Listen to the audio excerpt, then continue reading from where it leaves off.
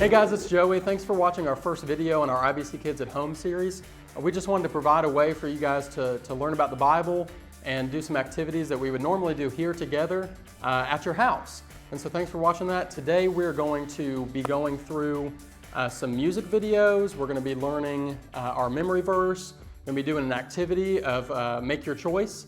And we're going to be learning about the book of Daniel and learning about the story from chapter 1. So thanks for joining us and hope you have fun. Hey guys, Rebecca here. I want to teach you our life verse for this series, which is, "When I am afraid, I put my trust in you." Psalm 56:3. So we're going to break down the motions. When I am afraid, I put my trust in you. Let's break it down one more time. When I am afraid, I put my trust in you. All right, let's put it all together now. When I am afraid, I put my trust in you. Psalm 56:3. And we want you guys to remember that whenever you feel afraid or scared or unsure, you can always put your trust in Jesus. Jump over the blue obstacles and duck under the orange ones.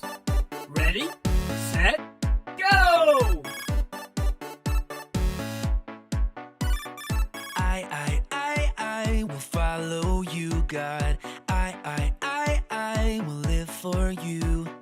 I will keep pressing on until I have reached the prize.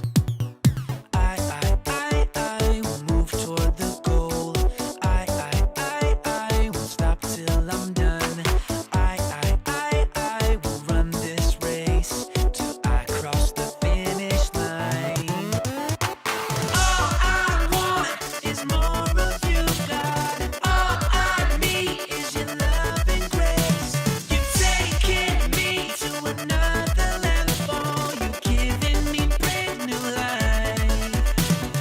All I want is more of you, God. All I need is your love and grace. You've taken me to another level. You've given me brand new life.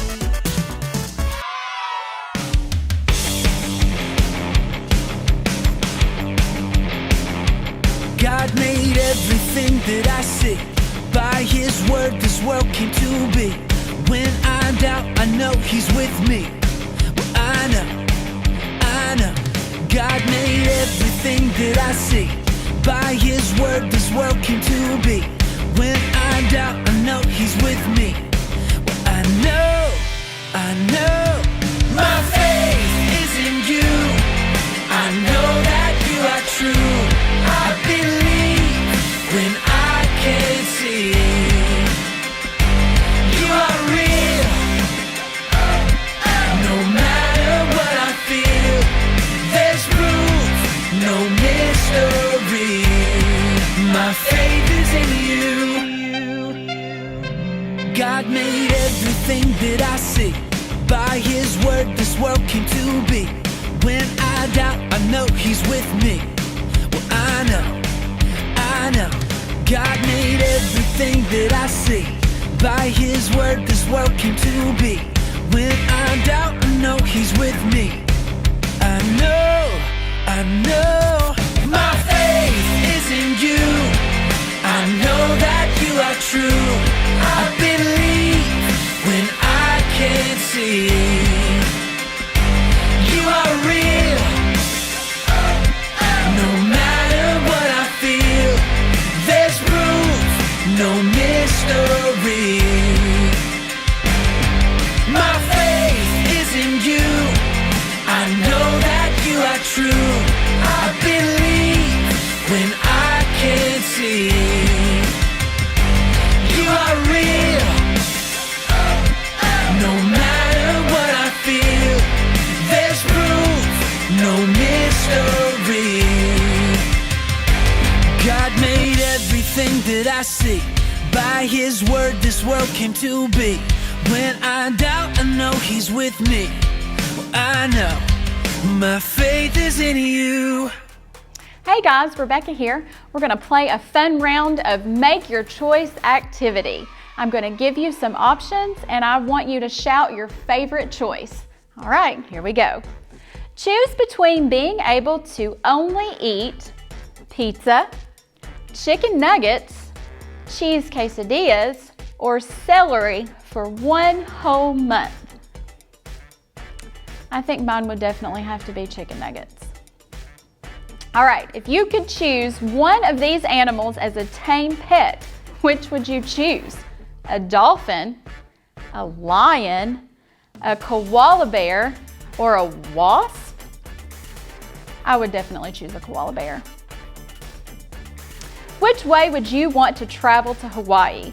Driving in an underwater tunnel, flying on an airplane, swimming, or flying on a giant eagle named Tiberius? I definitely think I'm taking the eagle. What would you rather have a lifetime supply of? Your favorite kind of soda, your favorite kind of food, video games, or nickels from 1957?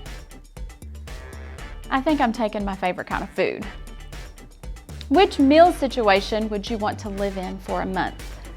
You eat whatever you want for breakfast, but you skip lunch and dinner. You eat whatever you want for lunch, but you skip breakfast and dinner.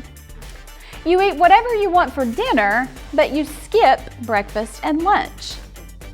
Or eat all 3 meals, but they can only be peanut butter and jelly sandwiches. I think I'm going to eat whatever I want for dinner, but skip breakfast and lunch. And last, what job would you want to have? A professional singer, a professional athlete, an astronaut, or professional Batman? I think I'd have to go with Batman. Hey guys, before anything else, I want you to take a minute to think of your 3 best friends' names and just say them out loud, okay? Great. So it may have been hard for you to narrow down your 3 best friends, right? But you could pretty easily remember their names. It's because you can't say that somebody's your best friend if you don't know their name, because the name's important. It's part of who you are. So in the Bible today, we're looking at the story of Daniel, and we're looking specifically at Daniel chapter 1. And so Daniel and his friends, let's say these are Daniel and his friends, right? They don't actually look like that probably, but we'll say they are. So Daniel and his friends, they lived in the kingdom of Judah, which is where the Israelites lived. And they lived there with their families until one day an evil king, King Nebuchadnezzar of the Babylonian Empire, came and he threatened the kingdom of Judah. And so the king of Judah didn't want him to destroy the city, so he sent Nebuchadnezzar home with a bunch of treasures. But Nebuchadnezzar wanted even more. And so what he did was he told them, the people in Judah, he told them to take their very best teenagers, the strongest and wisest teenagers, and he took them to the kingdom of Babylon, where they would learn to be Babylonians instead. He wanted stronger people for his army. And guess what? Daniel and his 3 friends, they were some of those teenagers. And so he took them and he moved them to Babylon, where they lived from then on out. And so the plan was that for 3 years, all those teenagers would learn to read the Babylonian books, learn to speak the Babylonian language, and even worse, Nebuchadnezzar wanted them to worship the Babylonian idols, who were false gods. And so, even worse than that, they gave them completely new names. And so they couldn't have their normal old name anymore. And so he changed their names. And so it wasn't just that he took them away from their home, he was trying to take away their whole identity. And so it was definitely a scary time. But times were getting even scarier. Daniel and his friends were about to make a very difficult choice. And so while they were living there in Babylon, while they were being trained for those 3 years, Daniel and his friends would be given certain food from the king. The king gave them a certain meal to eat every day. But Daniel and his friends didn't want to eat that food. And it wasn't because the food was bad or it was gross or they just were picky eaters. The food had been offered to false idols. And so by eating that food, it would be as if they were worshiping those idols. And they didn't want to do that. But even worse was that the food, if they didn't eat it, they'd be punished or could be punished. But they still knew that they needed to make the right choice. And so what Daniel did was he went and talked to the king's advisor, Ashpenaz. And he said, listen, we don't want to eat this food. Can we just eat vegetables and drink water? And they wanted to do this for 3 years. Just eat some vegetables and drink some water, instead of eating the pretty delicious food that the king was offering. And so Ashpenaz, God gave him favor for Daniel, meaning Ashpenaz didn't punish Daniel, but he also didn't necessarily say yes. What he said was, he said, listen, I'd love to help you, but if I don't give you the food, the king's going to throw me in jail or even worse. And so Daniel came up with a plan, Daniel and his friends. He said, let's try this. For 10 days, just give us vegetables and water and let us eat those. And then after 10 days, we'll look back and see. And if we're not stronger and smarter than everybody else, you can make us eat the regular food. And so Daniel and his friends trusted God and trusted that God would allow them to continue to grow and get stronger and wiser, even though they were just drinking water and eating vegetables. And so Ashpenaz agreed. And so after 10 days, he came back to them, and it was true. They were stronger and wiser than all the other people that had been eating the king's food. And so for the rest of those 3 years, Daniel and his friends were able to just eat the vegetables and drink the water, and they didn't have to sin against God by disobeying him and eating the food offered to idols. And after those 3 years, God had done amazing stuff in the lives of Daniel and his friends. When the king came to examine them and to test them on what they had learned and what they had done, it says he found them 10 times wiser and 10 times stronger than the other people. And even then the king's advisors who he had had for years. And so God allowed Daniel and his friends to follow him because they trusted in his strength. Daniel and his friends were definitely in a scary situation. They'd been taken away from their homes. King Nebuchadnezzar was trying to get them to worship false idols, and they'd even been given completely new names. So it would have been pretty easy to complain or just go along with stuff because of how hard the time they were living in was. But they didn't. Even though they were losing parts of their identity, they knew that the most important part of their identity was that they were followers of God, and they didn't just want to give that up. And so they didn't. They made the right choice. And we may never find ourselves in the exact same situation as Daniel and his friends, but we have hard times too. We can be in times that are scary or confusing or just sad. And it can be pretty easy to make the wrong choice. But we should know that following God is always the right choice.